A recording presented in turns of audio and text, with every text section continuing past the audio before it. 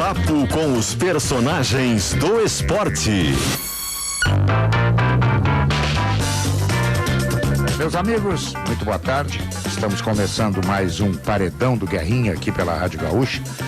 Neste sábado que a gente tem um convidado muito especial. Um cara que tem tudo para se dar muito, mas muito bem na carreira. Aliás, já se deu muito bem na carreira até agora, mas tem capacidade para ir muito mais longe. E ele aceitou um desafio que não é pequeno. Um desafio de manter o Brasil de Pelotas na Série B. Que esse é o grande troféu. Tudo que vier além disso é um lucro.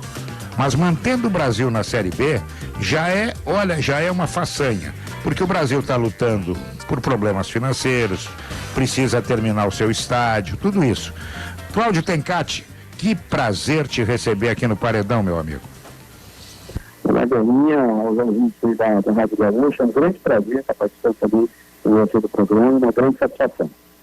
Tencati, relembra como é que tu caiu no mundo do futebol? Guerrinha, eu fui um atleta de base, né? Eu não fui atleta profissional, eu deixei nas categorias de base, sub-17, sub-20, e a partir daí, então, a gente não conseguiu dar sequência para o futebol profissional. Então eu fiz um curso de educação física, eu entrei na preparação física em 97 no futebol profissional, já trabalhava antes com base, né? Como treinador de escolinha, categoria sub-15, sub-16, mas futebol profissional eu entrei em 97 no Cianorte, né? Clube que até então eu fiz toda a minha base praticamente, joguei no Matsubara, no Grêmio de Maringá também, então ali que começou os primeiros passos do futebol profissional. Então de 97 até 92, até 2002 eu fiquei no futebol profissional como preparador físico. E a partir daí, então, eu tomei uma decisão em 2012 do Cianorte, pedindo, inclusive, para o diretor. Eu falei, olha, eu posso ser treinador de sub-15, de sub-13, de sub-14, mas eu quero ser treinador. O perfil que eu tenho, o vosso é campo, é lado técnico, lado tático, né? Então, e aí, então, surgiu as primeiras oportunidades. Aí, hoje eu veio em 2003, com um projeto de acesso do Cianorte à primeira divisão do Campeonato Paranaense. Então, eu já fiz parte desse processo, como auxiliar dele, né, e sendo técnico do sub-20 do Cianorte. Então começou os primeiros passos aí. Depois, em 2004 e 2005, o auxiliar do Caio Júnior, com o mesmo processo, né? Nosso finado saudoso Caio Júnior, que Deus o tenha. Ele, nesse processo de auxiliar do profissional e técnico do sub-20, e com o Gilson Klein em 2006. E quando o Gilson saiu, o Caio já tinha indicado para ficar como treinador do time principal do Cianorte.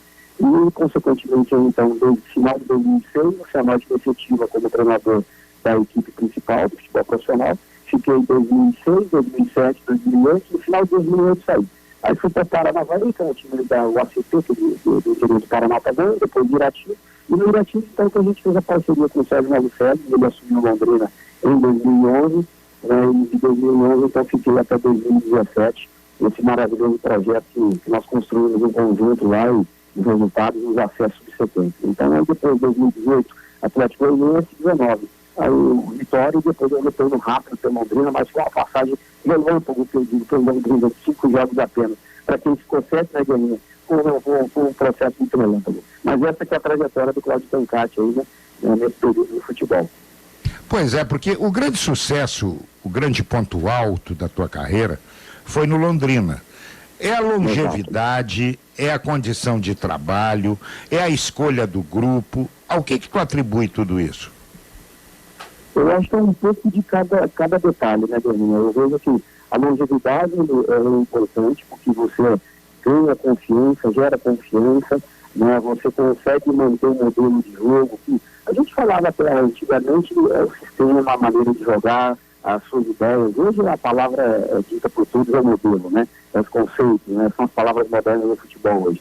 Então eu vejo que o treinador consegue idealizar isso, implantar e fazer, porque você tem tempo, né? Então você consegue também trazer atletas no perfil que você tem do modelo de jogo, da maneira, da característica da equipe, uma equipe mais competitiva, um time mais aguerrido, um time que propõe mais jogo. Então acho que o treinador ele consegue ter isso, né? Está provando isso o Renato do Grêmio. O Renato, a longevidade do Renato aí da Série A é mais longevo, tem um resultado. né? E sempre o Grêmio oscila, mas daqui a pouco o Renato consegue tirar. Por que ele consegue tirar? É justamente por isso, porque ele tem um sistema implantado com comissão técnica, né, no ambiente de trabalho, e os jogadores compram a ideia, porque mesmo que eu fique em algum momento, ele consegue reestruturar de novo. Então, eu acho que é um ponto importante. Então, eu acho que junta todos os aspectos, a longevidade, né, essa questão de você poder contratar e trazer peças pontuais para a sua equipe, né, consequentemente você ganha a confiança da direção. Claro que o resultado é importante, também a gente projeta o resultado. Eu sempre digo isso, lá no Londrina, do mesmo jeito, tivemos longevidade, nós tivemos o resultado. Porque se não tivesse conquistado a série prata do campeonato, a série ouro do Campeonato Paranaense lá atrás, em 2011, que é o acesso à série A, a gente não tinha ficado. Então, acho que o resultado, a longevidade foi aparecendo, foi evoluindo e deu certo. Então, eu vejo que é isso. E acho que fora o próprio Londrina aí, o Atlético Goianiense foi um brilhante trabalho que a gente realizou também. A gente pegou um time na série B, caindo da série A e conseguimos fazer, estava caindo no estadual do Goiânia, a gente chegou lá, era penúltimo colocado do Goiânia, e a gente conseguiu de novo colocar o Atlético Goianiense primeiro na parte de cima, lá em cima, e no brasileiro nós fomos muito bem, ficamos até a 32ª rodada do brasileiro e no G6, brigando para acesso. E depois a direção aí tomou uma decisão de não continuar, faltando 6 rodadas, 7 rodadas na verdade, faltando, e paciência, mas a gente também fez um grande trabalho. Mas o trabalho marcante não há dúvida. É o Londrina, até por conta do título da Primeira Liga, o título do Campeonato Paranaense e os acessos subsequentes, na Série C e Série B. A grande dificuldade ou a grande diferença nesse trabalho do Renato, que tu tem inteira razão, o Grêmio parece que vai cair, ele remonta e o Grêmio começa de novo a jogar bom futebol, é que um treinador, por exemplo, no teu caso, longevo no Londrina, o Renato longevo no Grêmio, a diferença é que tu não tem o dinheiro para contratar. E como é que faz isso? Tem que ter olheiros, amigos que te indicam. Como é que tu consegue encontrar as peças para fazer um time competitivo? Isso é um ponto importante que os clubes que têm menor poder de investimento têm que ter. E o Londrina sempre teve. O Sérgio Malucelli é um investidor. Ele, inclusive, são parceiros, ele e seu bom filho. Então, eles sempre priorizaram ter uma base forte, o sub-20. Então, o Londrina sempre teve um sub-20 de alto nível, né? Então, sempre foi levando jogadores profissionais. Então, a gente tinha essa meta. O que me ajudava bastante era isso. Porque ele exigia, inclusive, o combinado com ele. Eu tinha que ter resultado esportivo, mas eu tinha que entregar para ele todo ano 4 jogadores a 5 jogadores da base em condições de ele poder fazer negócio. Né? Isso era fato. Então, ele me dava liberdade para ele, pontualmente, para contratar jogadores experientes, para mesclar com esses jogadores jovens que o Londrina tinha, e era uma base muito forte, e isso que, na minha opinião, deu certo. Então, a gente conseguia todo ano, negociar a jogadora, sair a jogadora, remontava porque já havia jogadores da base ganhando espaço profissional, a gente já vinha fazendo a escada, né? Então já vinha promovendo, e íamos pontualmente no estadual do Paranaense, ou nos regionais e outros campeonatos brasileiros, nos regionais, e trazer jogadores pontuais daquilo que a gente pedia, dentro das posições. Fizemos um centroavante aqui experiente, ou de um volante, ou de um goleiro, ou de um lateral. Então a gente trazia pontualmente. Então a gente conseguiu investir um pouquinho mais nesse jogador e aí compensava pelo jogador barato, que era o jogador da base. O que resolvia e que ele ganhava dinheiro ainda do processo final. O Ender, no caso, claro, passou pelo Londrina, e do Londrina foi negociado com o Grêmio, e do Grêmio, o Grêmio vendeu para o Bayern do Leverkusen. Então, o Ender é um caso específico que a gente pode contar. Olha, saiu lá do Londrina, o Londrina transferiu para o Grêmio, fez aí um Campeonato Brasileiro, uma Libertadores do Grêmio, e muito bem, e o Grêmio já na outra temporada vendeu ele para o Bayern. Aqui no Sul, Tencate, a diferença entre Grêmio Internacional, todo mundo fala isso, é que o Grêmio é mais rápido para aproveitar a base do que o Internacional. Tu também é daquela opinião de que tem que testar a base, tem que deixar os meninos jogando e aí aos poucos e deixar ele pegando corpo para que ele possa daqui a pouco virar um cheque em branco? Não há dúvida. Eu penso dessa forma. Hoje, por exemplo, a gente tem uma ideia de clubes igual o Inter, Grêmio, São Paulo, os grandes do Brasil, né? Flamengo, tem investimentos aí nas categorias de base, chegam a investir às vezes 15, 16 milhões anuais de investimento nas categorias de base. Então, isso, você pega o circuito estadual, né? Então isso é custo, que daqui a pouco vai virar um ativo, mas que num primeiro momento é custo. Então, se a categoria profissional, que claro, o profissional exige, claro, que o igual um Grêmio, não pode passar em branco uma temporada sem título. O Inter não pode passar uma temporada sem título. Mas eu vejo que mesmo eu tenho essa exigência, né, eu tenho um pouco de experiência nisso, que eu já passei por esse processo, você pode conseguir agregar, e o Renato está fazendo muito bem, o atleta da base ao profissional e promovendo aos poucos aqueles que vão se destacando, ora atrás para cima, daqui a pouco se ele oscila, desce de novo e faz outro, então você pode ter essa condição de intercalar. O Santos é outro grande clube que faz também esse processo de base muito bem feito, sempre promove jogadores jovens ali. O Palmeiras está começando a fazer agora, né? Então eu vejo que os clubes têm que poder ter aproveitamento, até porque o clube equilibra as contas dele aonde? É na venda dos atletas, inclusive no mercado europeu.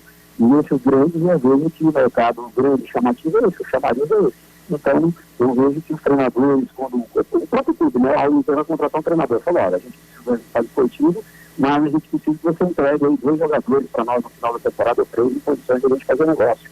Né? Daqui a pouco é mais ótimo, mas eu vejo que até isso, eu acho que as direções do clube falta isso também, né? De direcionar o planejamento do clube para o processo de resultado esportivo, mais de revelação de atletas, que é onde que é o ativo do clube que vai ajudar nas contas no final do ano. Tencati, conta pra nós como é que foi o namoro e o casamento com o Brasil de Pelotas. Ele já é um pouco longo. Isso é uma verdade, Rogério. Então, já 2, 3 temporadas, a partir do momento que eu saí de Londrina, né? A torcida, a imprensa, a própria direção sempre teve essa imagem muito parecida da minha característica, assim, próxima que é o Rogério Vilas, né? Até pela longevidade que o Rogério também teve no Brasil, fez um trabalho brilhante ali também, né? Jogando o clube na Série B do Campeonato Estadual e levando para a Série B do Campeonato Brasileiro. Então também foi um trabalho muito parecido com o que a gente fez no Londrina. A diferença é que ele ficou ali quase 5 anos, eu fiquei 7 anos lá, né? Então fiquei um pouco mais no processo de trabalho, né?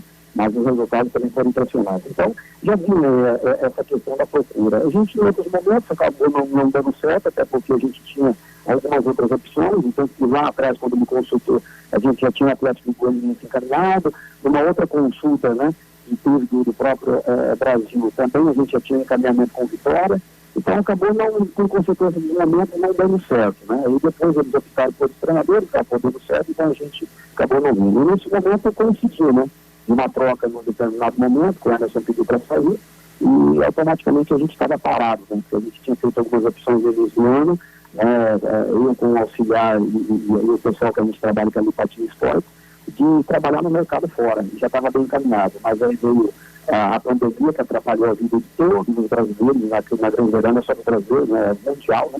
Então quebrou uma rotina de trabalho, quebrou uma rotina de vida, quebrou toda uma sequência que todo mundo tinha expectativas e atrapalhou. E a nossa também.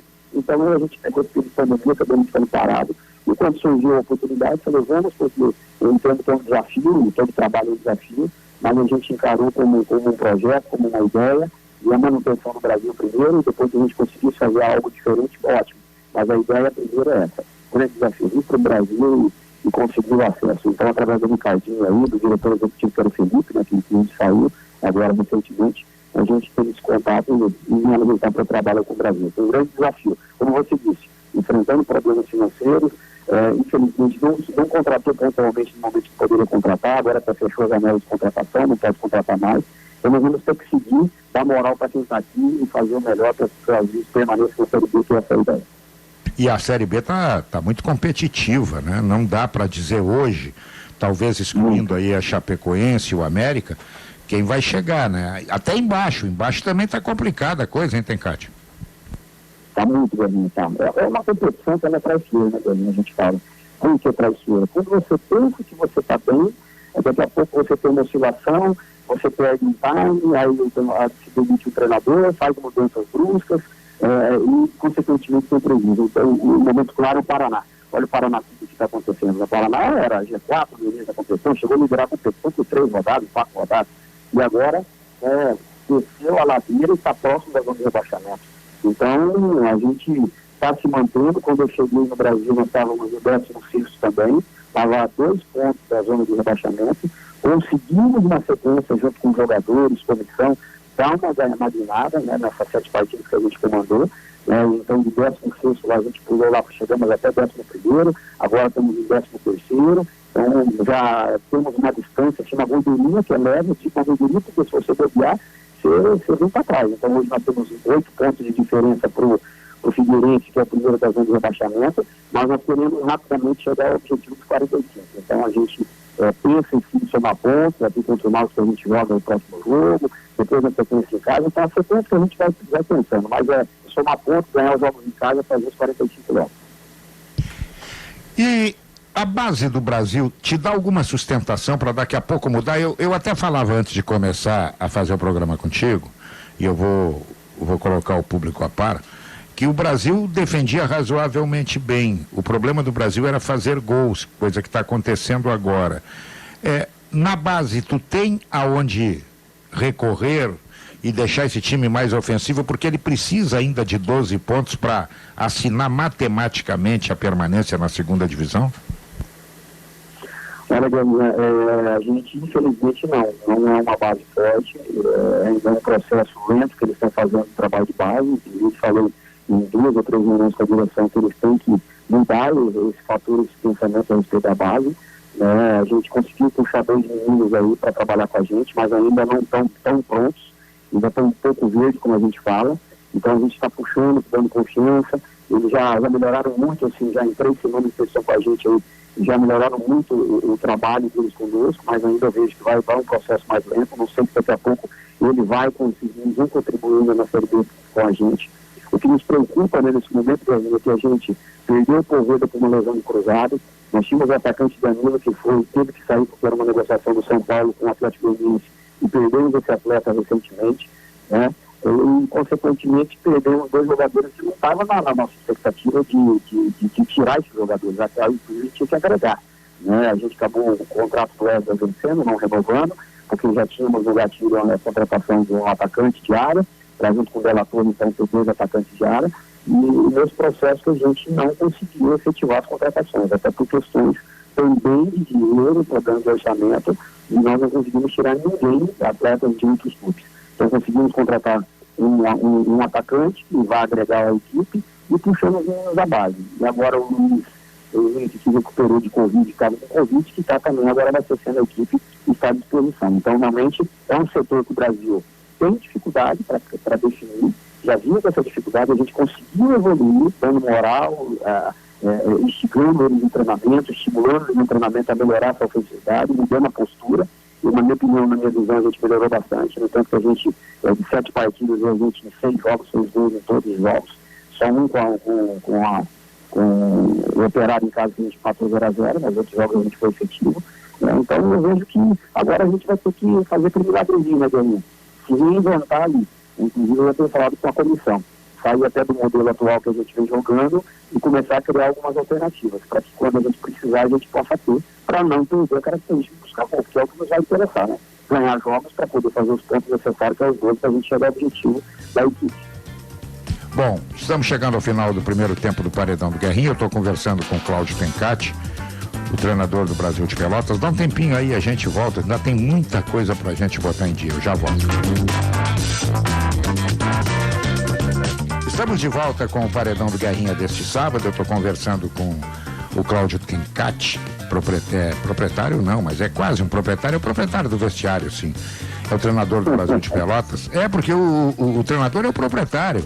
Ali quem fala é ele, ali é quem determina, é ele, fim de papo. Tencati, eu tenho batido muito numa tecla, eu queria saber a tua opinião. Eu acho que está mais do que na hora da CBF encontrar uma fórmula de botar VAR na segunda divisão também. Eu tenho visto coisas aí, gols, que se tivesse VAR poderiam ser validados ou anulados. E isso daqui a pouco, na hora de fechar a conta, de atingir um objetivo, traz um enorme prejuízo. O que tu acha disso? Muito.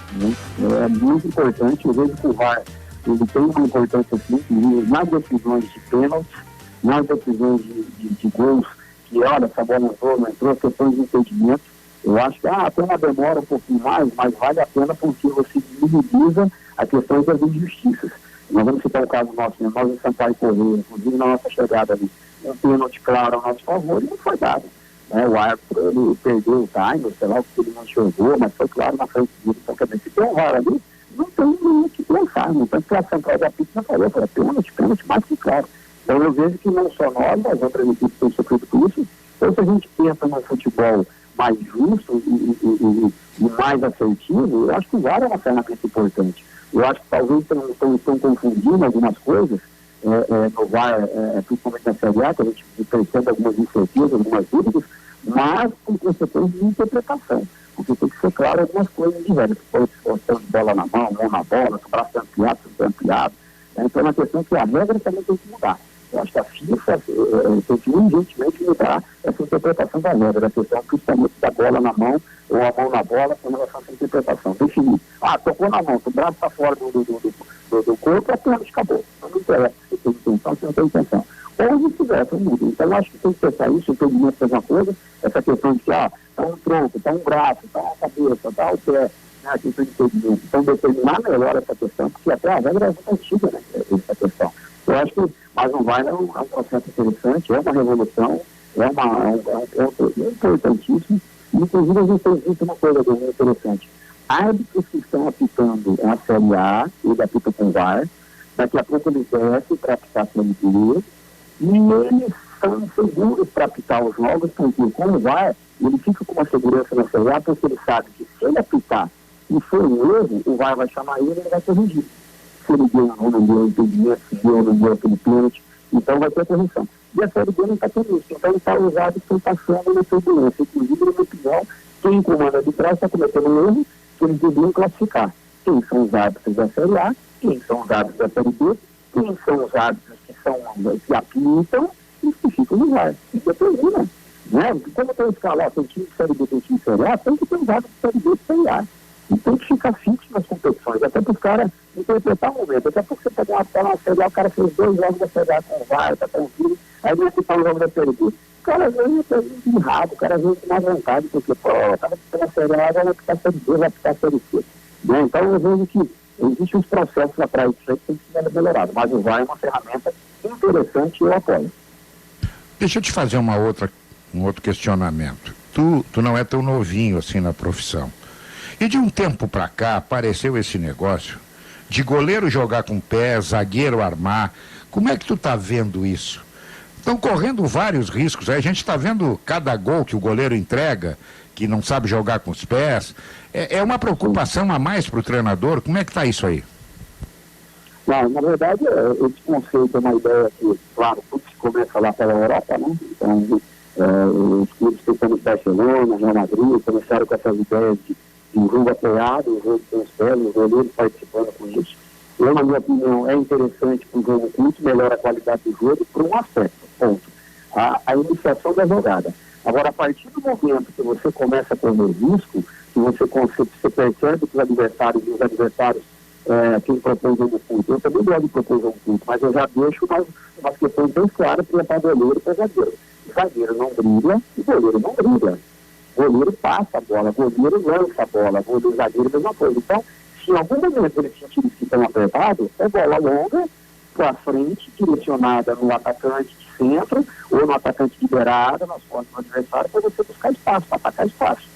Né? Mas não ficar correndo risco no último terço, no primeiro terço nosso de iniciação de jogada ali, porque é bonito de jogar. Eu acho que o conceito, ele não pode sobrepor ao resultado. Então, acho que é uma inversão de valores, né? As pessoas estão pensando mais no conceito do que no resultado, no processo que é o jogo. Você joga para quê? Você joga para ganhar. Você não joga para jogar só bonito, você joga para ganhar, você joga para vencer. Então, quando o seu time começa a correr risco, né, eu acho que está errado. E outra, você tocou um ponto interessante, meu amigo. A nova geração de goleiros, ela está começando a ser embutida no futebol agora, com jogar com os pés. Ainda nós temos uma geração de goleiros que não estão preparados para jogar com os pés. Porque são goleiros que já estão com 30, 35... Tem uns, inclusive, que não estão preparados para jogarem com as mãos. Entendeu? Imagina com os pés. Exato. Isso é uma verdade. Então, eu acho que é temerário e aí é o risco de cada treinador. Tem Cláudio, tem Cátia, eu penso que eu faço isso, abro os 2 zagueiros, dentro da proposta, procuramos jogar curto, não tem jogo curto, vamos buscar o time de meta, não, tem jogo curto, sai jogando com o zagueiro, troca passes, se tem jogo para balançar sem perigo, nós vamos fazer, até achar espaço e quebrar essa primeira linha de marcação do adversário. Não tem, o adversário conseguiu nos encaixotar ali, fazer uma marcação forte, nos encurralou, não tem muito o que pensar. É bola direcionada, como eu disse, lá para o primeiro atacante, para o atacante para atacar espaço liberado e segue o jogo. Não tem que ficar tomando risco ali, porque daí você perde de 1-0 com um lance desse, e aí você, né, se acompanha que o resultado já está grande, imagina você começar a perder o jogo dessa forma. Então, domingo não funciona não. E uma outra coisa que eu tenho notado, Tencati, é que a maioria, o Grêmio talvez seja aí uma das poucas exceções, quando faz 1-0, automaticamente trata de se defender. Por que não trata de fazer o segundo e o terceiro gol para liquidar logo a coisa? É vício, é ordem? Como é que funciona isso? Então, na verdade, é uma coisa que muitos cobram, né? Até um ponto ontem foi Santos e Palmeiras, e depois a torcida cobrando do Cuca, né? Até nas redes sociais, porque o Santos fez o gol e recuou. Então, o treinador, ele não quer que tinha recuo. O treinador, ele insiste, inclusive, hoje, para que as coisas se mantenham como estava sendo feito. Se a gente lutou para chegar àquele objetivo, que é fazer o gol, ganhar o gol, começar ganhando 1-0, o objetivo é manter e ampliar isso aí. Mas não recuar e ficar só se defendendo e não ter mais nenhuma jogada, não ter nem mais um objetivo, né? Então você tem que ter um objetivo traçado. Talvez se defender um pouco mais, porque também o adversário vai se atirar mais, é uma coisa natural, sim. Mas você tem que ter armas e artifícios para se defender bem, mas continuar jogando, propondo o jogo, ser ofensivo, buscando o gol, jogar com velocidade, com transição, com contra-ataque.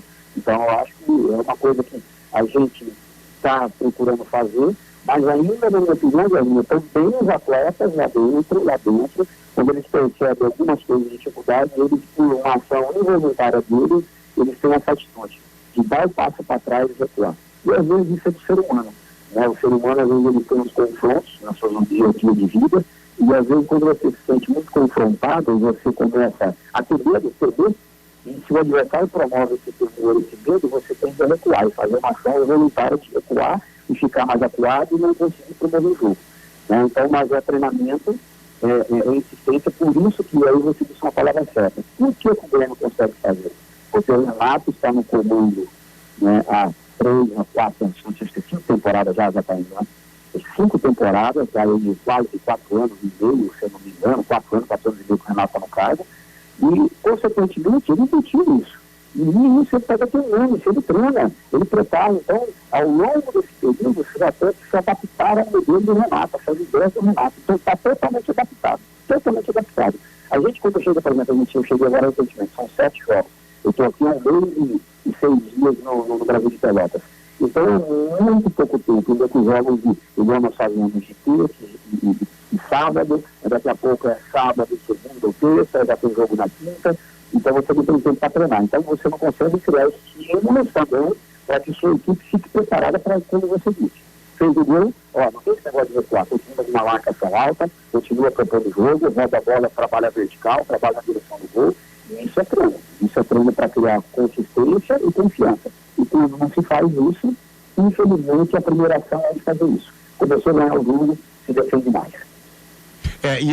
Eu tenho notado também, e muito provavelmente, ou com certeza tu também, e hoje é indispensável ter o velocista e o driblador, né? Por quê? Porque as linhas ficam muito juntas e ficam muito tumultuadas. Tu precisa ter esse jogador, né? Não há dúvida. Inclusive, isso é o que a gente fala, é característica, né? Porque senão os outros ficam muito igual, né, Janine? Como que você faz? Olha, o time se defende bem lá, todo mundo hoje compacta, linhas próximas, né? Todo mundo hoje tem uma estrutura tática bem organizada. Então, se você não tiver alternativas coletivas e individuais para poder romper esses espaços, para poder criar buracos em espaços na defesa do adversário, você não consegue. Você vai ficar com o jogo que você toca para cá, toca para lá, toca para cá, toca para lá, e você não consegue tirar isso daquilo. Então, precisa de algo diferente. Eu usei, inclusive, essa fala para os nossos jogadores diante do Cruzeiro lá. Que a gente chegou no momento do jogo, a gente teve até mais posse de bola do Cruzeiro, mas fez uma posse de bola falsa. Porque a gente trocava passe até uma certa altura, a partida ali não agredia. Não agredia por quê? Porque faltou alternativas e faltou ousadia, tomada de decisão, de não ter medo, de pegar enfrentamento, 1 contra 1, toca, passa, infiltra, utiliza jogadas de tabela, triangulação, as jogadas individuais driblar e de romper, né? Então você tem que ter a característica de jogador e você tem que estimular isso também nos treinamentos, para que o jogador faça no jogo. Agora, a quantidade de jogadores, eu tenho uma pira com isso também. Lateral, chega no último terço, pisa, toca para trás no volante. Pisa, toca no zagueiro. Pisa, roda a bola. Tencate, estamos chegando ao final do Paredão do Guerrinha e eu vou fazer 2 perguntas que eu faço para todos os meus convidados. O que tu fez, seja na tua vida pessoal ou profissional, que tu não deveria ter feito? E o que tu ainda não fez, mas tu quer fazer? Olha, uma das coisas que eu deveria ter feito e que me atrapalhou demais foi agora, recentemente, aí, após a saída do próprio Londrina na última temporada, apareceram clubes e a gente quis uma proposta diferente de mercado e tinha clubes para poder a gente ir, e eu vi que o mercado ele é seletivo. E se você não tiver em evidência, você fica fora do mercado. Eu acabei ficando aí 6 a 7 meses fora do mercado. Então eu já percebi que você tem que tomar cuidado para não selecionar e ser muito seletivo. E porque o mercado ele é seletivo com você. Então é uma das atitudes que a gente teve. Eu não posso dizer uma atitude ruim de outras coisas que porque a minha conduta sempre foi de muito sério, correto no futebol. Então eu acho que eu não vejo mais de planejamento meu mesmo com relação à ida para alguns clubes, algumas negativas que a gente deu. Então tomadas de decisão, né? Então, algumas tomadas de decisões que a gente fez. Então eu procuraria fazer isso diferente. E algumas coisas que eu não fiz ainda e que quero fazer, né? Primeiro, trabalhar numa Série A, com certeza, essa é a ideia, ser um treinador de Série A e chegar a um mercado internacional. Ainda quero ser um treinador e estou me preparando para isso, inclusive fazendo aula de inglês, estou me preparando para isso porque quero ser um dos treinadores brasileiros que vai furar mercado internacional. Mas não é para ir para Emirados, não para Japão, para Coreia. Quero trabalhar ainda na Europa. Essa é a ideia. Eu acho que os treinadores brasileiros têm essa condição e essa é uma das ambições que eu quero ter. E uma das coisas que eu quero fazer, trabalhar na Europa, trabalhar aqui na Série A e trabalhar na Europa, ainda no mercado grande.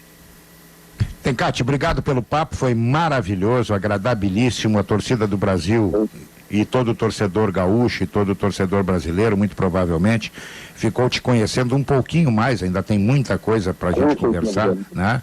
Mas eu agradeço muito a tua atenção, a tua disposição em participar aqui do Paredão e te desejo que tu tenha sucesso nessa empreitada, porque afinal nós somos bairristas, nós queremos o Brasil, no mínimo, de novo na Série B.